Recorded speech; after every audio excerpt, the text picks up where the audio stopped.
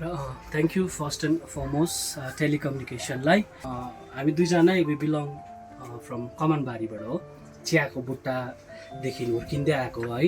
अनि पवनलाई म त्यो अवस्था दिन चिन्छु जहाँ अहिलेको पवन थिएन है। हामी एकदमै के भन्नु लड्दै गरेको अवस्था, युवा अवस्थामा स्कुले अवस्था, आफ्नो करियर बनाउनेपट्टि फाइनेन्सियली त्यति स्ट्रङ थिएनौँ हामी दुवैजना भनौँ है।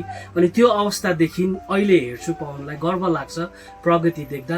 अनि एउटा कुरा पवनको के लाग्छ, सबैले भन्छ उसको बोलीचाली राम्रो छ, कस्टमरसँग डिलिङ राम्रो, त्यो छँदैछ। तर एउटा सबैभन्दा इम्पोर्टेन्ट उसको एउटा नेचर छ है, त्यो चाहिँ परिवर्तन भएको छैन। जस्तो पहिलाको साथी थियो अहिले पनि उसकोमा सायद अझै प्रगति गर्छ होला, तर अहिले जुन एउटा पहिचान छ एउटा यो दार्जिलिङ टाउनभरि है, उहाँलाई जुन प्रकारले चिनिन्छ त्यो पहिलाको स्कुले पढ्दा त्यो झोलामा सुक्खा रोटी बोकेर हिँडेको स्कुले पवन र अहिलेको पवनमा केही भिन्नता छैन।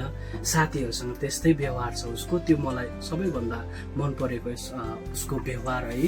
त्यो एन्टायर टिम यति छिटो छिटो सर्भिस दिनुभयो, यसमा अपडेटहरू गरेर के हाबी झाबी सबै हालिदिएर सबै रेडी भएर अब यो मैले दिएर उसले चलाउनु मात्रै छ। त्यसको लागि फास्ट सर्भिसको लागि पनि थ्याङ्क यू।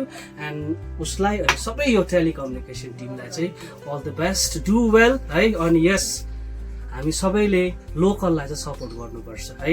ल थ्याङ्क यू।